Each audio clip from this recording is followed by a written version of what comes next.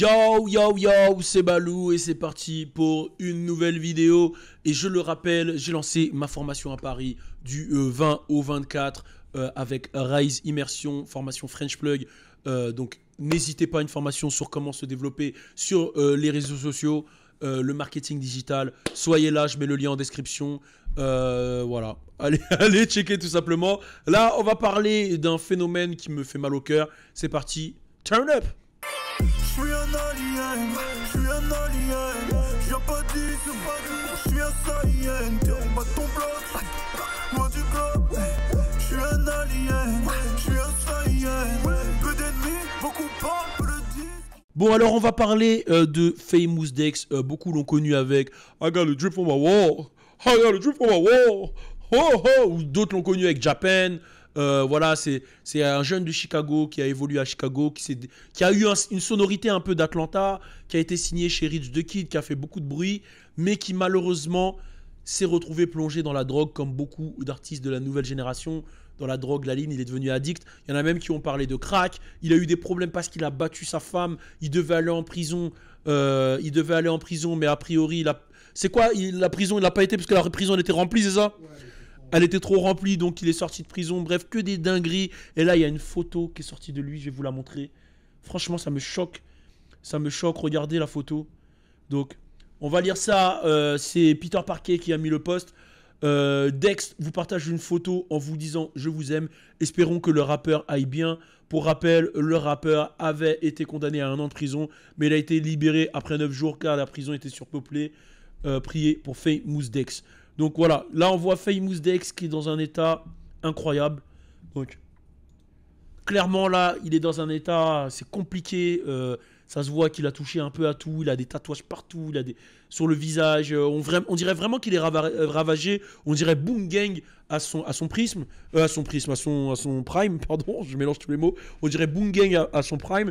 Et moi ça me fait vraiment de la peine parce que je me rends compte qu'il y a pas mal de rappeurs qui, dû à un mauvais entourage, sombrent dans des choses vraiment néfastes pour eux, dû à des mauvais choix surtout, parce que, en vrai, je parle d'entourage, mais c'est souvent aussi tes choix, parce que t'es seul à faire tes choix. En vrai de vrai, t'as un vécu, t'as un prisme, tu grandis dans quelque chose, ça veut dire que si tu vis dans un quartier, bah, t'as le choix entre ci et ça, c'est toi qui vas faire les choix, mais au final, les choix, ils sont quand même provoqués par de là où tu viens, mais c'est quand même toi qui a la décision de faire les choix. Donc il y a la facilité, la difficulté, il y a le positif, le négatif, et il y a des choix en tout genre. Et quand tu vois qu'un jeune issu de Chicago s'en sort, ça me fait de la peine de me dire, voilà, il vient de Chicago, il s'en sort, un endroit qui est complètement difficile, il commence à faire de l'oseille, et il tombe dans la drogue, au final il finit par faire des dingueries, et il ressemble à un cadavre. Donc c'est compliqué, mais en même temps, j'essaye de comprendre le pourquoi du comment l'artiste réagit comme ça. Parce que je sais que quand je vois Chief Keef qui explique qu'il a perdu et qui compte le nombre de proches qu'il a perdu, je me dis, comment tu t'en sors à voir 10 de tes amis qui meurent comme ça? C'est quoi, comment tu t'en sors? Est-ce que c'est l'alcool qui peut te permettre de tenir? Est-ce que c'est le travail? Est-ce que c'est tes enfants? Est-ce que c'est... Et du coup, quand je vois que Chief Keef, il a 10 enfants derrière, je me dis...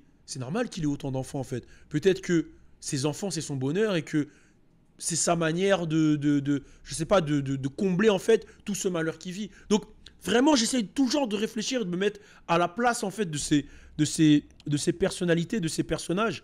Même si je pardonne pas du tout le fait que le mec ait tapé sa femme. Ça tu peux me dire tout ce que tu veux. Tu frappes une femme, t'es un lâche, t'es un fils de pute. Et ça je valide vraiment pas. Donc sur ça je le condamne. Sur le reste... si je dois parler de la santé mentale des artistes, c'est vrai qu'aujourd'hui, on va pas se mentir que être artiste, c'est un métier compliqué, dans le sens où il y a tout ce truc de, oui, il y a la fanbase, il y a l'argent, il y a voilà, tu as des accès gratuits, etc. Mais derrière, il y a le jugement quotidien, c'est-à-dire qu'à partir du moment où tu sors de chez toi, tu es jugé. Il y a les réseaux sociaux, il y a aussi le fait de devoir tout le temps se renouveler, parce que tu peux connaître le top et demain être personne, et ça je peux te dire que mentalement ça joue.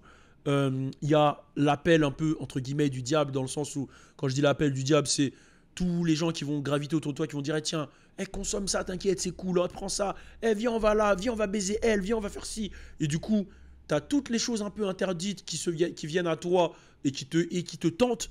Donc là, il va falloir que tu toi-même sois assez fort pour ne pas être tenté. Il y a surtout l'entourage qui joue, parce que je pense que pour évoluer dans un cadre sain, il faut s'entourer de personnes qui veulent ton bien et qui veulent te tirer vers le haut. Souvent, les rappeurs, ils sont entourés de gratteurs et ça les tire vers le bas. Et tout ça, en fait, ça crée un espèce de monde autour du rappeur et le rappeur devient fou. Et c'est pour ça qu'il y a beaucoup de rappeurs qui finissent en HP, beaucoup de rappeurs qui finissent fous. Et c'est dû à tous ces trucs-là. Et je rentre pas dans les détails. Il y a les contrats. Les rappeurs, ils signent des contrats. Après, ils regrettent.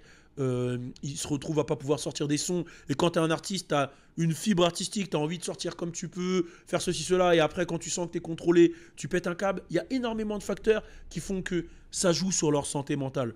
Donc, je vous dis pas d'être indulgent avec eux. Mais je vous dis de comprendre. De comprendre aussi que c'est pas facile pour nous, qui ne sommes pas rappeurs, pour tout le monde, pour tous les métiers. Mais que quand tu es rappeur, il y a des choses que peut-être toi, tu es un mec lambda, que tu vas pas capter parce que tu ne le vis pas. Et c'était le but de cette vidéo, d'expliquer un peu les comportements et d'expliquer aussi que la santé mentale, c'est très très important. Alors, toi qui es derrière ton écran, pense, l'argent c'est bien, mais le bonheur c'est mieux. La santé mentale, c'est ce qui est primordial. Donc, si demain, tu as un choix à faire qui va avoir un impact sur ta santé mentale, même si ça te rapporte de l'argent, ne le fais pas.